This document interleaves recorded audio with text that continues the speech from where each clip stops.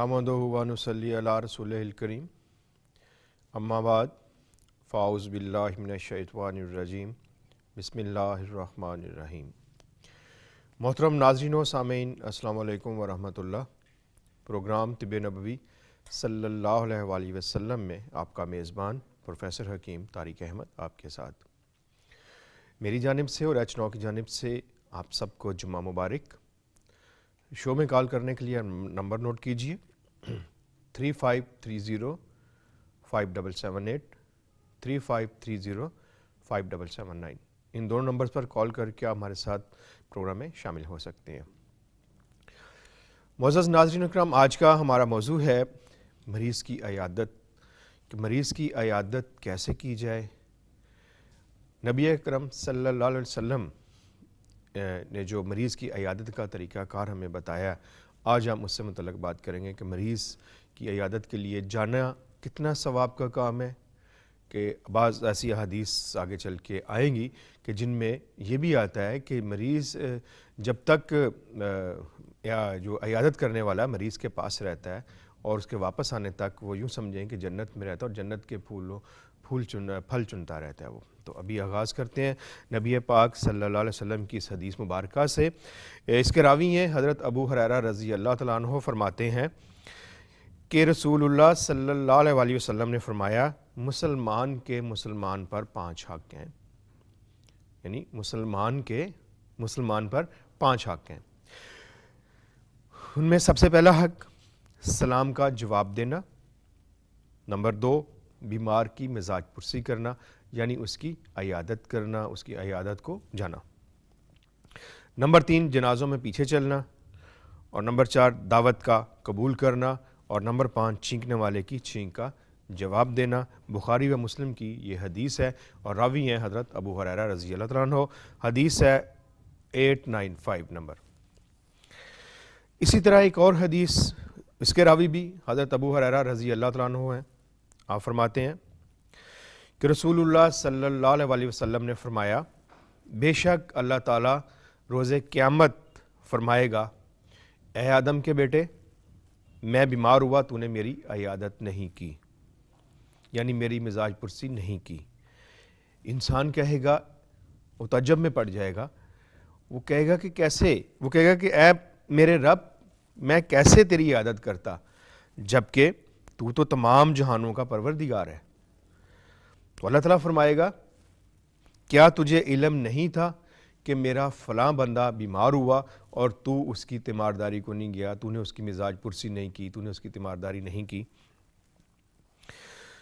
लेकिन क्या तुझे इल्म नहीं था कि अगर तू उसकी बीमार पुरसी करता तो यकीनन तू मुझे उसके पास पाता।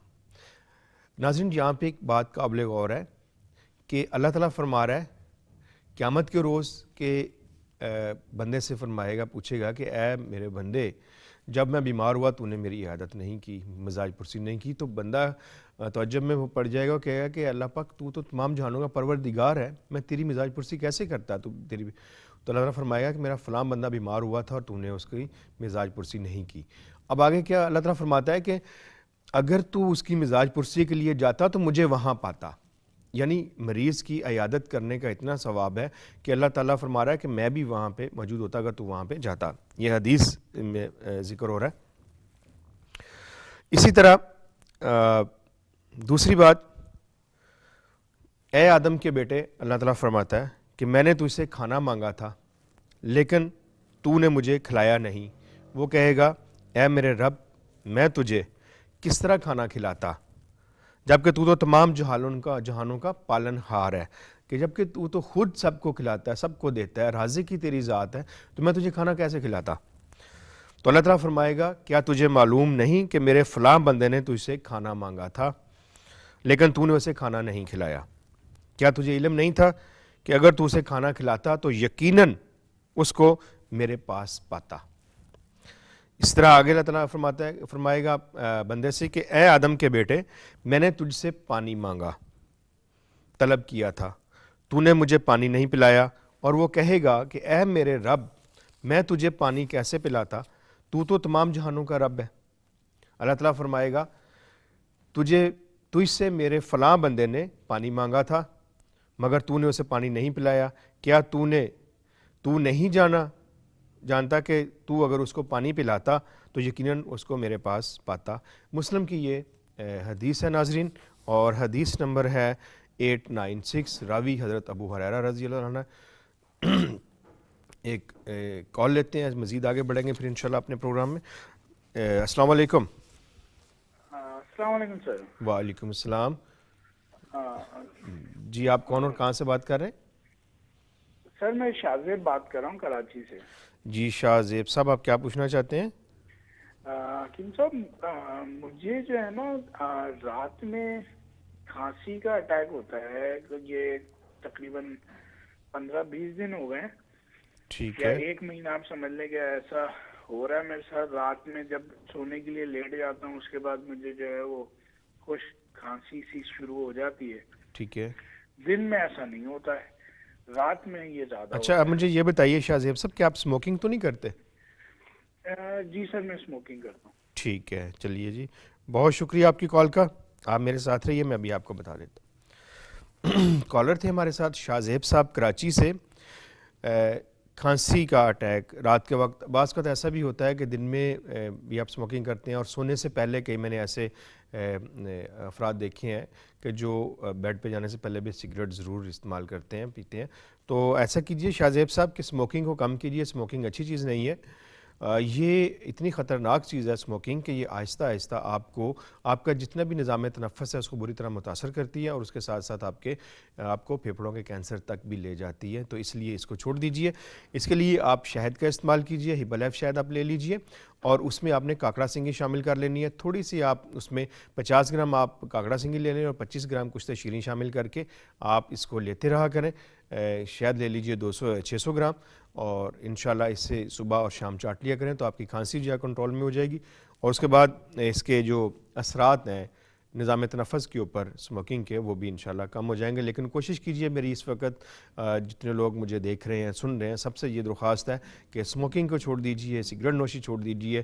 اس میں آپ کے پیسے کا بھی ضیاع ہے، اس سے آپ کے پیسے کا بھی ضیاع ہے، آپ کی صحت کا بھی ضیاع ہے، آپ کی سانس کی تکلیف ہو جاتی ہے، آپ کے نظام تنفس بری طرح متاثر ہوتا ہے، آپ کے پھیپھڑوں کا کینسر تک آپ پہنچ جاتے ہیں۔ تو پلیز اس کو چھوڑ دیجئے، کیونکہ یہ صحیح نہیں ہے آپ کے لیے۔ آپ اپنی صحت کو خود سے خراب کر رہے ہوتے ہیں۔ بعض کا ایسا بھی ہوتا ہے کہ ہم خود ہی اپنی صحت کو بگاڑتے ہیں، بلکہ اگر دیکھا جائے تو آج کل کے زمانے میں ہم پیسے دے کے مرض کو لے رہے ہوتے ہیں، خود بیماری مول رہے ہوتے ہیں۔ ہم کھانے پینے میں اعتدال نہیں کرتے، کھانے پینے کا خیال نہیں رکھتے، ایسی چیزوں کا استعمال کرتے ہیں جو کہ ہماری صحت کے لیے انتہائی مضر ہوتی ہیں، لیکن ہم پھر بھی استعمال کرتے ہیں۔ اگر دیکھا جائے سگریٹ کی اگر آپ لے لیجئے تو ڈبیا کے اوپر لکھا ہوتا ہے کہ خبردار تمباکو نوشی صحت کے لیے مضر ہے۔ اچھا، لکھنے سے تو کچھ نہیں ہوتا، یا لکھ دیا، اس کے اوپر میں کہوں گا کہ بھئی اس کے اوپر تو سختی ہونی چاہیے، پابندی ہونی چاہیے۔ اور پھر اتنا سا لکھ دینے سے کافی نہیں ہوتا، آپ اپنا دامن نہیں چھڑا سکتے، اپنے آپ کو بری ذمہ نہیں قرار دے سکتے یہ کہ جی آپ نے اتنا لکھ دیا تھا لہٰذا اب ہمارا کام ختم ہو گیا، ایسا نہیں ہے۔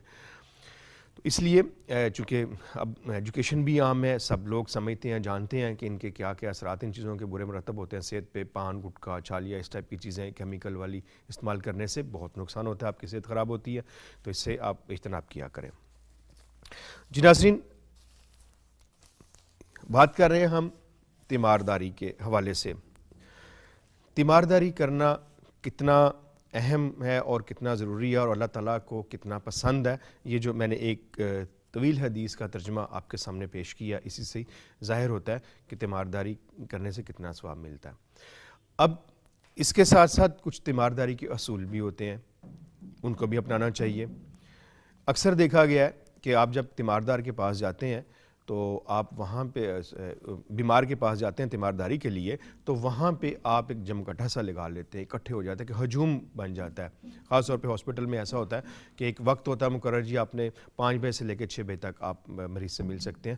تو میں یہاں پہ کہنا چاہوں گا کہ آپ ضرور جائیں، ملیں، نیکی کا کام ہے، ثواب بھی ہے اس میں، لیکن مریض کے پاس زیادہ دیر تک نہ ٹھہریں، مریض کے پاس زیادہ دیر تک نہ رکیں، بس اس کے پاس جائیں، اس کی دل جوئی کریں، اس کے ساتھ اچھی اچھی باتیں کریں، اس کی مزاج پرسی کریں، اور کم وقت آپ اس کے پاس گزاریں. ایک تو یہ کہ مریض بھی آپ سے نہیں اکتائے گا, مریض تنگ نہیں ہوتا, اور دوسری بات یہ کہ اور لوگ جو اس کی تیمارداری کے لیے آ رہے ہیں انہیں بھی موقع مل جائے گا. تو اس بات کو مد نظر رکھا کریں جب آپ کسی مریض کے پاس اس کی تیمارداری کے لیے جاتے ہیں. جی وقت تو وقفے کا, ہمارے ساتھ رہیے گا. السلام علیکم ورحمۃ اللہ.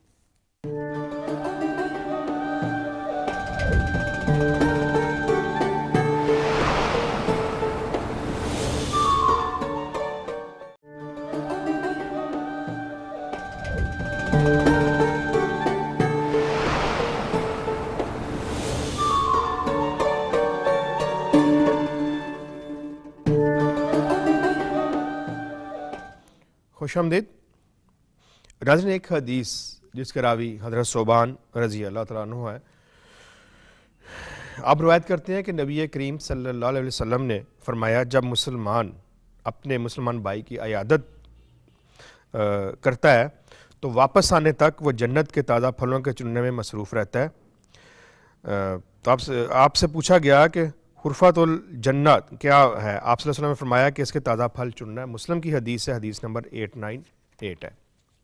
اسی طرح ایک اور حدیث کے راوی ہیں حضرت علی رضی اللہ تعالیٰ عنہ. آپ فرماتے ہیں کہ میں نے رسول اللہ صلی اللہ علیہ وسلم کو فرماتے ہوئے سنا, جو مسلمان کسی مسلمان کی صبح کے وقت مزاج پرسی کرتا ہے تو شام تک 70,000 فرشتے اس کے لیے دعائے خیر کرتے رہتے ہیں, اور اگر شام کے وقت بیمار پرسی کرتا ہے تو صبح تک 70,000 فرشتے اس کے حق میں دعا کرتے رہتے ہیں, اور جنت میں اس کے لیے چنے ہوئے پھلوں کا حصہ ہے.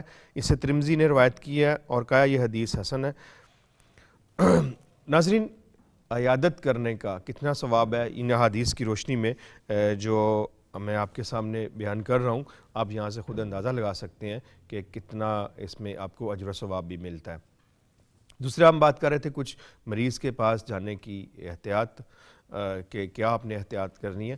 ایک تو یہ جس طرح میں نے آپ کو بتایا کہ بہت زیادہ دیر تک نہ ٹھہرے مریض کے پاس, اور مریض کے پاس جا کے کبھی ایسا نہیں کہنا چاہیے. اکثر دیکھنے میں آتا ہے آپ جب مریض کے پاس جاتے ہیں, اور اکثر خواتین جو ہیں وہ یہ عمل وہ زیادہ کرتی ہیں کہ بڑے افسوس کے ساتھ ایسے منہ میں انگلی داب لیں گی اور بیٹھ جائیں گی, ہاں ہے آپ تو بہت زیادہ کمزور ہو گئے ہیں, آپ تو پہلے کی طرح نہیں رہیں, بچے کو کیا ہو گیا ہے, اگر بچہ مریض ہے تو آپ کو تو شدید کھانسی آ رہی ہے, آپ تو کسی اور ہاسپٹل میں چلے جائیں. مطلب ایسی باتیں کرتے ہیں جن سے دل آزاری ہوتی ہے. یہ نہیں ہونا چاہیے, بلکہ جب آپ مریض کے پاس جائیں تو اچھی اچھی باتیں کریں. ایک کال لیتے ہیں اس سے پہلے, پھر مزید بات کرتے ہیں اپنے موضوع کے حوالے سے. جی السلام علیکم. ہیلو السلام علیکم حکیم صاحب. وعلیکم السلام. حکیم صاحب میں بلال بات کر رہا ہوں لاہور سے نا. جی بلال سر, میں صاحب. سیکنڈ ایئر کا اسٹوڈنٹ ہوں, لیکن میں پڑھائی پہ میری توجہ نہیں رہتی, میں تھکا بہت رہتا ہوں, مطلب بھوک بھی اتنی کوئی خاص نہیں, کھانے پینے کی روٹین بہت الگ ہو گئی ہے, ٹھیک ہے. جسمانی کمزوری, جسم میں درد رہتا ہے بہت, تو اس کا اگر آپ پلیز کچھ بتا دیں. ٹھیک ہے. آپ بلال, آپ نے مجھے اپنی عمر نہیں بتائی بیٹا, کتنی ہے آپ کی عمر؟ سر میں 20 سال کا ہوں. 20 سال آپ کی عمر ہے. چلیے ٹھیک ہے بلال, آپ کی کال کا بہت شکریہ, آپ میرے ساتھ رہیے گا. کالر تھے ہمارے ساتھ بلال صاحب. پڑھائی میں دل نہ لگنا, بعض کا ایسا بھی ہوتا ہے کہ آپ جب پڑھنے بیٹھتے ہیں تو کئی بچے میں نے ایسے بھی دیکھے ہیں کہ جب وہ پڑھنے کے لیے بیٹھتے ہیں تو بکس لے کے چاروں طرف اپنے بکھیر لیتے ہیں, اور ایسے لے کے اس کے صفحے جو ہے نا وہ ایسے الٹ پلٹ کرتے رہتے ہیں صفحوں کو. تھوڑا سا پڑھا پھر آگے چلو, سمجھ نہیں آتی ہم کریں کیا. ایسا اس وقت ہوتا ہے جب آپ پورا سال نہیں پڑھتے.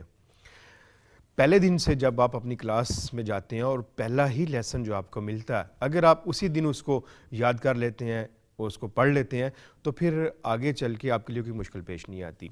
اچھا, ایسا بھی ہوتا ہے کہ اگر آپ کو سبق بھول جاتا ہے, یاد نہیں رہتا, تو بچے اس سے بھی ڈسارٹ ہو جاتے ہیں. اس کے لیے میں بہت اچھا آپ کو نسخہ بتا دیتا ہوں.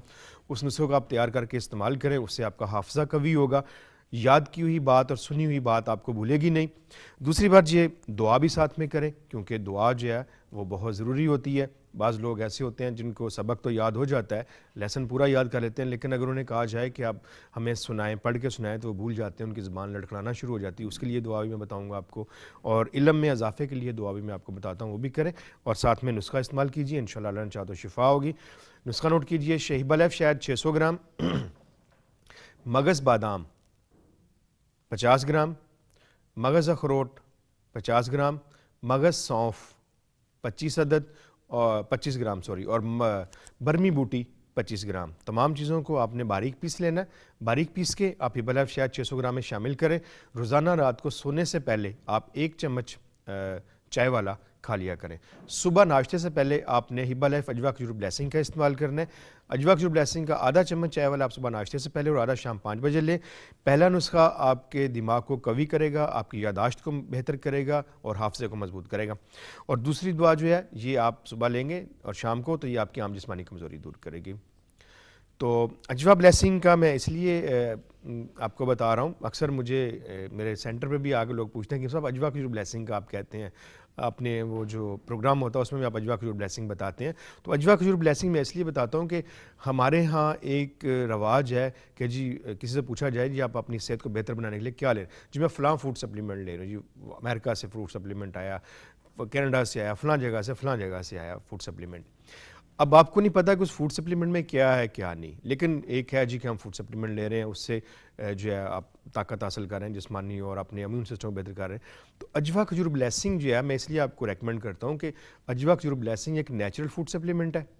इसके अंदर तमाम कुदरती जड़ी बूटियाँ पाई जाती हैं और वो जड़ी बूटियाँ जिनका जिक्र नबी पाक सल्लल्लाहु अलैहि वसल्लम ने फरमाया, और उनमें से कुछ का जिक्र कुरान करीम में भी है, जैसे कि शहद का जिक्र कुरान करीम में मौजूद है। अजवा खजूर ब्लेसिंग में अजवा खजूर मौजूद है, गुठली समेत ज़ाफ़रान मौजूद है और उसके साथ साथ इसमें कुलंजी मौजूद है। ये वो सारी नेचुरल चीज़ें हैं जो कि आपके इम्यून सिस्टम को बूस्ट करती हैं, आपको एक कुदरती जो है एक ताकत आपके जिस्म में आती है, जो कि एक नेचुरल फूड सप्लीमेंट है। इसके माँ बाद कोई बुरे असरात नहीं है, आप इसको पूरा लाइफ टाइम आप इसको इस्तेमाल करते रहें तो इससे कोई आपको नुकसान नहीं बल्कि फ़ायदा होगा। आने वाले ऐसे अमराज जो बीमारियाँ आती हैं आपके इम्यून सिस्टम के कमज़ोर होने की वजह से, वबाई बीमारी में आती हैं कि आपका इम्यून सिस्टम कमज़ोर होता है उस वजह, तो वो नहीं होंगी बीमारियाँ, आपको नहीं होंगी, आप सेहतमंद रहेंगे। लेकिन यहाँ पे थोड़ा सा एक और बात बताना चाहूँगा कि शुगर के मरीज़ थोड़ी एहतियात किया करें। वो अगर इस्तेमाल करना चाहते हो तो अपने शुगर लेवल को ज़रूर चेक करते हुए थोड़ा सा इस्तेमाल कर लिया करें। बाकी मीठा आप छोड़ दें, बाकी मिठाई ना इस्तेमाल करें कोई भी, तो इसको आप ले लिया करें थोड़ा सा, कोई हर्ज वाली बात नहीं है। दुआ आप इल्म में इजाफे के लिए आप सब लोग जानते हैं, अव्वल आखिर दुरूद शरीफ पढ़िए। नबी पाक सल्लल्लाहु अलैहि वसल्लम ने फरमाया ये दुआ इसको आप कीजिए, पढ़िए, रब्बे ज़िदनी इल्मा, कसरत से इसको आप पढ़ें। ऐसे स्टूडेंट्स जिनको नॉलेज कम मिलता है या नॉलेज कम होता है उनके पास और वो चाहते हैं कि बहुत ज़्यादा उनके पास नॉलेज हो, इल्म में उनके इजाफा हो, तो इस दुआ को आप ज़रूर पढ़ें। इंशाल्लाह आपको इससे शिफा भी होगी और आपको जो है वो जो चाहते हैं आप वो आपका मकसद हल हो जाएगा। इसी तरह कुछ ऐसे बच्चे होते हैं जिनकी ज़बान लड़खड़ाती है, बात करते हुए सही तरह से तलफ़्फ़ुज़ अदा नहीं कर सकते, तो उनके लिए ये दुआ ज़रूरी है। कुरान करीम में मौजूद है कि रब्बे इश्रह ली सदरी व यस्सिर ली अमरी वाहलुल उक़दतम मिन लिसानी यफ़क़हू क़ौली। बच्चों को आप शुरू से ऐसे बच्चे जो कि उनका तलफ़्फ़ुज़ की अदायगी सही नहीं कर सकते और मुश्किल पेश आती है उनको आप जो है ये दुआ पढ़ाएं। उसके साथ साथ अगर छोटे बच्चे हैं वो नहीं पढ़ सकते तो आप इस दुआ को दम करके पानी के ऊपर तो बच्चों को वो पिलाते रहा करें, या बच्चों को कोई भी लिक्विड दे रहे हैं, कोई चीज़ खाने के लिए दे रहे हैं ऐसे बच्चों को, या उनको दवा ही आप दे रहे हैं तो ये पढ़ के दम करके आप बच्चों को दे दिया करें, तो इससे इंशाल्लाह बच्चों का ये मामला हल हो जाएगा। जी नाज़रीन, बीमारी के हवाले से मरीज़ की अयादत की फजीलत मैं एक और भी आपके सामने बयान करता हूँ, और ये इसलिए कि अब नबी पाक सल्लल्लाहु अलैहि वसल्लम ने तरगीब दी है कि मरीज़ की अयादत आप करें। हज़रत अनस रज़ी अल्लाह तआला अन्हु रवायत फरमाते हैं कि एक यहूदी लड़का था जो नबी करीम सल्लल्लाहु अलैहि वसल्लम की खिदमत किया करता था। वो बीमार हो गया तो नबी पाक सल्लल्लाहु अलैहि वसल्लम उसकी इयादत के लिए उसके पास तशरीफ़ ले गए। आप उसके सराने बैठ गए और उससे फरमाया सलाम कबूल कर ले। उसने सवालिया नज़रों से अपने बाप की तरफ देखा जो उसके पास ही था। उसने कहा अबुल कासम सल्लल्लाहु अलैहि वसल्लम की बात मान ले। चुनांचे वो मुसलमान हो गया। नबी करीम सल्लल्लाहु अलैहि वसल्लम ये फरमाते हुए बाहर तशरीफ़ लाए, तमाम तारीफ़ें उस अल्लाह के लिए जिसने इस लड़के को जहन्नम की आग से बचा लिया। बुखारी की ये हदीस है। अब इसका फ़ायदा क्या, अब इससे हमें सबक क्या मिलता है? ज़रूरी नहीं कि आपने तीमारदारी सिर्फ़ अपने अज़ीज़ो क़ारब की ही करनी है।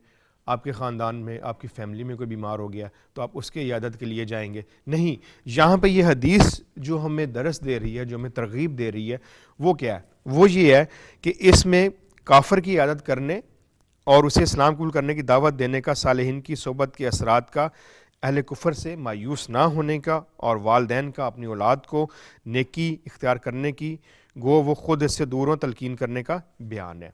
یعنی آپ اس حدیث کو مد نظر رکھتے ہوئے کافر کی عادت بھی کر سکتے ہیں، اور آپ اس بات سے کبھی مایوس نہ ہوں کہ اس نے اسلام قبول نہیں کیا تو میں کیوں جو ہے۔ اب اس حدیث کو آپ دیکھتے ہیں تو آپ دیکھیں کہ آخری وقت میں جب کہ بچہ جو ہے اس کی زندگی کی چند سانسیں باقی تھیں تو اس نے اسلام قبول کر لیا، اور اللہ پاک کے نبی شکر ادا کرتے ہوئے باہر تشریف لے گئے ان کے گھر سے کہ اللہ تعالیٰ نے ایک بندے کو جہنم کی آگ سے بچا لیا۔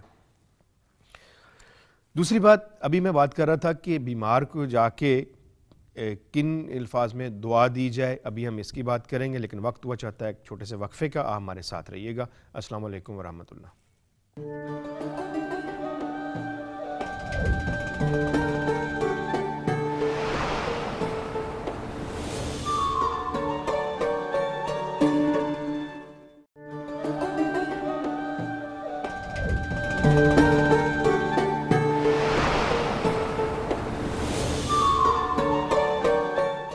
ناظرین، بیمار کو کن الفاظ سے دعا دی جائے، یہ بھی ہم اس کے اوپر بات کرتے ہیں۔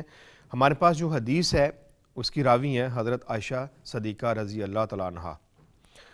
آپ فرماتی ہیں کہ نبی کریم صلی اللہ علیہ وسلم سے جب کوئی آدمی اپنی کسی بیماری کی بابت عرض کرتا یا اس کو کوئی پھوڑا یا زخم ہوتا تو نبی اکرم صلی اللہ علیہ وسلم اپنی انگلی کے ساتھ ایسے کرتے، اور حدیث کے راوی حضرت سفیان نے بھی اپنی انگشت شہادت میں زمین پر رکھی، یعنی ایسے لے کے زمین کے اوپر ایسے رکھ دیتے اور یہ دعا پڑھتے: اللہ کے نام سے ہماری زمین کی مٹی ہم میں سے بعض کے لعاب دہن سے مل کر ہمارے رب کے حکم سے ہمارے مریض کی شفا یابی کا ذریعہ ہوگی۔ صحیح مسلم بخاری کی یہ حدیث ہے۔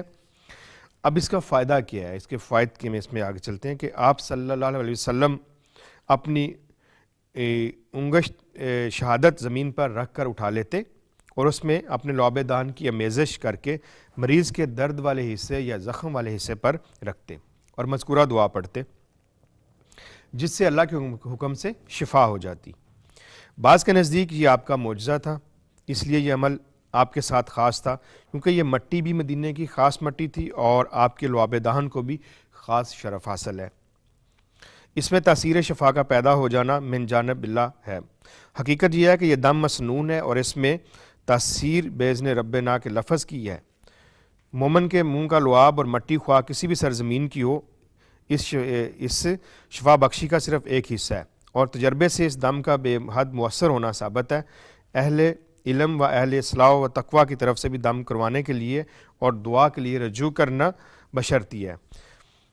تو ناظرین، اس طرح بھی ہم جو ہے آپ اپنے مریض کو دعا دے سکتے ہیں، کر سکتے ہیں اس کے لیے۔ اس کے بعد میں بات ایک اور کر رہا تھا کہ جب آپ مریض کے پاس جائیں تو مایوسی کے الفاظ آپ کی زبان سے ادا نہیں ہونے چاہیے، بلکہ آپ مریض کی حوصلہ افزائی کریں۔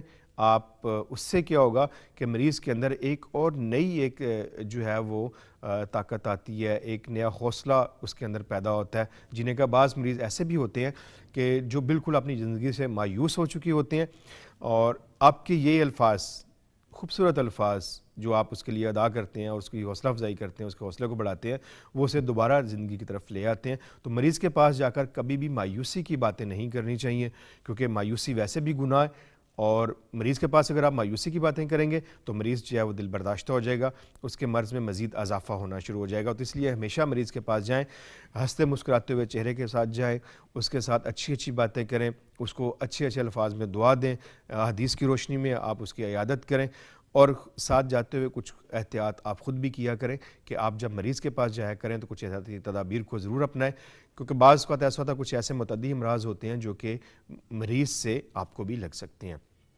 تو ایسے میں آپ تھوڑا سا، اگر مریض کسی متعدی مرض میں مبتلا ہے تو آپ تھوڑا سا مریض سے فاصلے پہ رہ کے بات کریں۔ مریض کے جو برتن ہوتے ہیں وہاں پہ موجود کھانے پینے کے، ان میں آپ کھانا پینا جو ہے وہ نہ لیں، اور اس کے ساتھ زیادہ دیر تک کمرے میں نہ رہیں، اور کمرے کی وہاں پہ صفائی کا بھی خاص خیال رکھیں۔ مریض کے کپڑے جو ہوتے ہیں انہیں آپ علیحدہ سے دھونا چاہیے انہیں. باقی سب گھر والوں کے جو صحت مند لوگ ہیں ان کے لباس کے ساتھ اس کو لباس کو نہیں دھونا چاہیے, علیحدہ کریں. اور اس کے ساتھ مریض کے جو باقی اور استعمال کی زیر استعمال چیزیں ہیں وہ بھی علیحدہ ہونی چاہیے, آپ لوگ اس کو استعمال نہ کریں. اس کے ساتھ مریض کے پاس بہت زیادہ دیر تک نہ بیٹھیں, کیونکہ بعض کا ایسا ہوتا ہے کہ مریض تھک جاتا ہے یا مریض اکتاہٹ کا شکار ہو جاتا ہے, تو ایسے میں مریض کو پریشانی ہوتی ہے. بعض ایسے لوگ ہوتے ہیں جو کہ مروت میں آپ کو یہ نہیں کہتے کہ آپ جو ہے تشریف لے جائیں, بلکہ اندر سے وہ کافی پریشان ہوتے ہیں. تو اس بات کا بھی خیال رکھیں کہ مریض کے پاس بہت دیر تک آپ نے نہیں رکنا, تھوڑا سا وقت مریض کو دیں, اس کے لیے دعا کریں, اور اس کے لیے جو بھی آپ اگر کوئی تحفہ تحائف لے کے جانا چاہتے ہیں تو وہ بھی آپ لے کے جا سکتے ہیں مریض کے ساتھ. ایک کالر ہے ہمارے ساتھ. جی السلام علیکم. السلام علیکم. جی حکیم صاحب. آپ کون صاحب اور کہاں سے بات کر رہے ہیں؟ جی حکیم صاحب میں ریحان بات کر رہا ہوں پشاور سے. جی ریحان, آپ کیا پوچھنا چاہتے ہیں؟ حکیم صاحب میرا تیزابیت بہت ہوتا ہے, یہ معدے میں بہت عجیب سا معدے میں تیزابیت ہے. ٹھیک ہے, اور حکیم صاحب اس کا کوئی علاج نہیں ملتا ہے, دوائی کھاؤ کچھ بھی کھاؤ پھر سے وہی ہو جاتا ہے. ٹھیک ہے ریحان صاحب, آپ کی کال کا بہت شکریہ, آپ میرے ساتھ رہیے گا. کالر تھے ہمارے ساتھ ریحان صاحب پشاور سے. معدے میں تیزابیت اور گیس. تیزابیت کی ہونے کی وجوہات جو ہے وہ بہت زیادہ کھانا کھا لینا, وقت بے وقت کھانا کھانا, تیز گرم مرچ مسالوں کا استعمال کرنا, تلی اشیاء کا زیادہ استعمال کرنا. سب سے پہلے آپ ان چیزوں کو چھوڑیں. اس کے بعد آپ سادہ غذا لیں, تازہ پھل تازہ سبزیوں کو اپنی غذا میں شامل کریں, گوشت کو کم کریں, کیونکہ پشاور میں ہمارے پٹھان بھائی جو ہیں وہ گوشت کا استعمال بہت زیادہ کرتے ہیں, تو اس کی وجہ سے بعض کا تو معدے کے امراض میں زیادہ مبتلا ہوتے ہیں. گوشت کو استعمال کریں سبزی میں شامل کر کے, جو سنت طریقہ ہے, نبی پاک صلی اللہ علیہ وسلم نے ہمیشہ گوشت کو سبزی میں شامل کر کے بھی کیا ہے. آپ نے دیکھا کہ آپ کدو اور گوشت کو بہت پسند فرماتے تھے, اور اس طرح آپ استعمال کرتے ہیں. تو آپ کدو اور گوشت استعمال کیا کریں, یا باقی اور سبزیاں بھی آپ اس میں شامل کر کے استعمال کر سکتے ہیں. تیزابیت کے لیے آپ نسخہ نوٹ کیجئے. بہی دانہ 50 گرام, صفوف اصل و سوس 50 گرام, اور اسبگول کی بوسی 50 گرام. تینوں چیزوں کو باریک پیس کے آپ اس کو جو ہے دوپہر کھانے سے پہلے, رات کھانا کھانے سے پہلے لے لیا کریں. اگر بہت زیادہ جلن ہے اور سوزش ہو رہی ہے اس طرح جیسے کہ تپش سی محسوس ہوتی ہے آگ کی, تو اس میں آپ برگے ہنا شامل کر سکتے ہیں. برگے ہنا 25 گرام اس میں شامل کر لیجیے اس نسخے میں ساتھ میں, اور آپ اس کو استعمال کریں. انشاءاللہ آپ دیکھیے گا کہ چند ہی دنوں کے استعمال سے آپ کے معدے میں جو تیزابیت ہے, اگر معدے میں جلن محسوس ہو رہی ہے, ٹھیک ہو جائے گی. اس کی وجہ سے اگر منہ میں چھالے ہوتے ہیں تو وہ بھی ٹھیک ہو جائیں گے. ہیپاطب کا استعمال کرنا ہے آپ نے صبح ناشتے کے بعد اور رات کھانا کھانے کے بعد. ہیپاطب کو 2 وقت استعمال کیجئے تو انشاءاللہ آپ کے پیٹ میں گیس, اور اگر پیٹ میں درد ہے تو وہ بھی ٹھیک ہو جائے گا اس سے انشاءاللہ. جی ناظرین, ایک اور حدیث آپ کے سامنے بیان کرتا ہوں. حضرت عائشہ صدیقہ رضی اللہ تعالیٰ عنہ اس کی جو ہے اس کی راوی ہیں. آپ روایت فرماتی ہیں کہ نبی اکرم صلی اللہ علیہ وسلم اپنے بعض گھر والوں کی بیمار پرسی کرتے تو اپنا دایاں ہاتھ مریض کے درد والے حصے پر پھیرتے اور یہ دعا پڑھتے. آپ ان دعاؤں کو یاد کر لیجئے گا, اور جب آپ جائیں تو آپ ضرور مریض کے پاس جس کی آپ تیمارداری کے لیے جاتے ہیں تو یہ دعا بھی ضرور پڑھا کریں کہ اے اللہ, لوگوں کے پروردگار, تکلیف کو دور فرما دے, تو شفا عطا فرما, تو ہی شفا دینے والا ہے, تیری ہی شفا ہے. تو ایسی شفا دے جو بیماری کو نہ چھوڑے, اسے بالکل ختم کر دے. ناظرین, یہ دعا آپ یاد کر لیجئے, اور جب آپ مریض کے پاس جائیں تو اس دعا کو ضرور کیا کریں. اپنی زبان میں بھی آپ اس کو پڑھ سکتے ہیں, اردو میں ترجمہ, آپ اگر پنجابی ہیں تو اس کو آپ پنجابی میں بھی دعا کو ٹرانسلیٹ کر سکتے ہیں, آپ سندھی ہیں اس میں کر سکتے ہیں, آپ بلوچی ہیں, آپ پٹھان ہیں, آپ جس بھی زبان میں, تو اس دعا کو آپ یاد کر لیجئے. اور جب بھی جائیں آپ مریض کی عیادت کے لیے تو یہ دعا ضرور پڑھا کریں. ہو سکتا ہے کہ اللہ تعالیٰ آپ کی ہی دعا کو قبول کر لے اور اس بندے کو بیماری سے نجات دے دے. اسی طرح ایک اور حدیث حضرت سعد بن ابی وقاص روایت فرماتے ہیں کہ رسول اللہ صلی اللہ علیہ وسلم میری عیادت کے لیے تشریف لائے تو دعا فرمائی, اے اللہ سعد کو شفا عطا فرما, اے اللہ سعد کو شفا عطا فرما, اے اللہ سعد کو شفا عطا فرما. 3 دفعہ آپ نے فرمایا. مسلم کی یہ حدیث ہے اور حدیث نمبر ہے 904. اب فائدہ اس کا کیا ہے کہ مریض کے لیے بطور خاص اس کا نام لے کر صحت و شفا کی دعا کرنا جو ہے یہی مستحب ہے. اس طرح تکرار کے ساتھ بار بار بارگاہ الہی میں اس مریض کے لیے گروہ زاری کے ساتھ دعا کرنا تو اللہ تعالیٰ کے ہاں شرف قبولیت بھی پا لیتی ہے۔ تو اس لیے یہ بھی آپ ایسا بھی کر سکتے ہیں، آپ جس مریض کے پاس جا رہے ہیں یا جو مریض ہے آپ کے عزیز و اقارب میں، یا کوئی آپ کو کہتا ہے، اکثر آپ نے دیکھا ہوگا کہ آپ کسی بھی مریض کی سے بات کرتے ہیں تو وہ یہی کہتا ہے آپ کو کہ میرے لیے شفا کی دعا کیجیے کہ اللہ تعالیٰ مجھے شفا دے، سے تندرستی دے۔ تو آپ اس سنت طریقے کو بھی اپنا سکتے ہیں، جس طرح حضرت سعد جو روایت فرما رہے ہیں کہ اللہ کے رسول نے 3 دفعہ ان کا نام لے کر کہ اے اللہ سعد کو شفا عطا فرما، اے اللہ سعد کو شفا عطا فرما، اے اللہ سعد کو شفا عطا فرما، ایک تکرار کے ساتھ۔ تو آپ بھی اپنے مریض کے لیے اس کا نام لے کے باقاعدہ دعا کر سکتے ہیں کہ اللہ تعالیٰ اس کو شفا عطا فرما۔ اسی طرح ایک اور حدیث حضرت ابو عبداللہ عثمان بن ابو العاص رضی اللہ تعالیٰ عنہ سے روایت ہے، انہوں نے کہا کہ نبی کریم صلی اللہ علیہ وسلم کو اپنے اس درد کی بابت بتلایا جو وہ اپنے جسم میں محسوس کر رہے تھے، تو رسول اللہ صلی اللہ علیہ وسلم نے انہیں فرمایا اپنا ہاتھ جسم کے اس حصے پر رکھو جو درد کرتا ہے، اور اس پر آپ نے یہ دعا پڑھی، یعنی کہو، یعنی میں اللہ کی عزت پناہ اور اس کی قدرت میں آتا ہوں اور اس برائی سے جو میں پاتا اور جیسے ڈرتا ہوں۔ مسلم کی یہ حدیث ہے، آپ ایسے بھی کر سکتے ہیں، یہ بھی ایک سنت طریقہ ہے۔ وقت ہوا چاہتا ہے مختصر سے وقفے کا، آپ ہمارے ساتھ رہیے گا۔ السلام علیکم ورحمۃ اللہ۔